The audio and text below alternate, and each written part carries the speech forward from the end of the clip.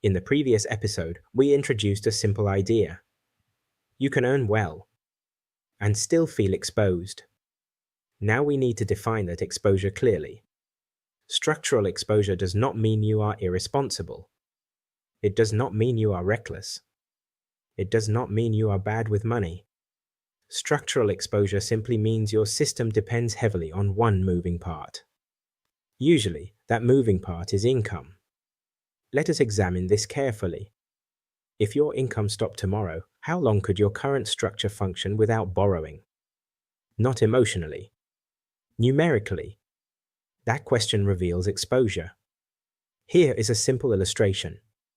Imagine two professionals. Both earn £5,000 per month. Both pay their bills on time. Both appear stable. But their structures are different. Person A has £1,000 in savings. Their essential expenses are £3,500 per month. If income pauses, they have less than 1 month of runway. Person B also earns £5,000 per month, but holds £12,000 in accessible reserves. Their essential expenses are similar. If income pauses, they have over 3 months of space. Their incomes are identical. Their exposure is not. That difference changes decision-making. When exposure is high, pressure increases. When pressure increases, judgment narrows. You begin to accept opportunities quickly. You avoid difficult conversations. You tolerate misalignment. Not because you lack intelligence, because you lack margin. This is where many capable professionals quietly live. They are not failing. They are functioning. But functioning under pressure. There is another layer to this. Exposure is not only about savings. It is also about fixed commitments. If 80% of your income is tied to non-negotiable payments, flexibility becomes thin.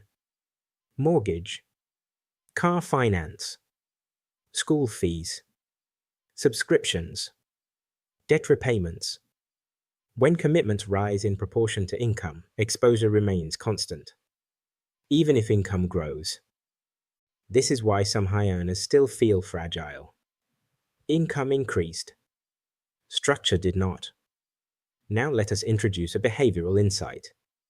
Research in behavioral economics suggests that financial scarcity reduces cognitive bandwidth.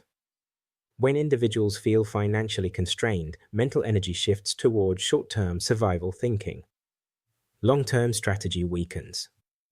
You may not consciously notice this, but it affects decisions. Reducing exposure is not about luxury. It is about mental clarity. When you have space, you think differently. You negotiate differently. You plan differently. Now pause for a moment. If your income paused for 3 months, what would happen? Would you evaluate options calmly or react urgently? That distinction matters. If you would like to calculate your exposure level properly, the structural exposure worksheet is available. It will help you measure your essential monthly expenses, your accessible reserves, your fixed cost ratio. Clarity removes assumption. In the next episode, we will examine something subtle. Why increasing income does not automatically reduce exposure. Until then, observe your structure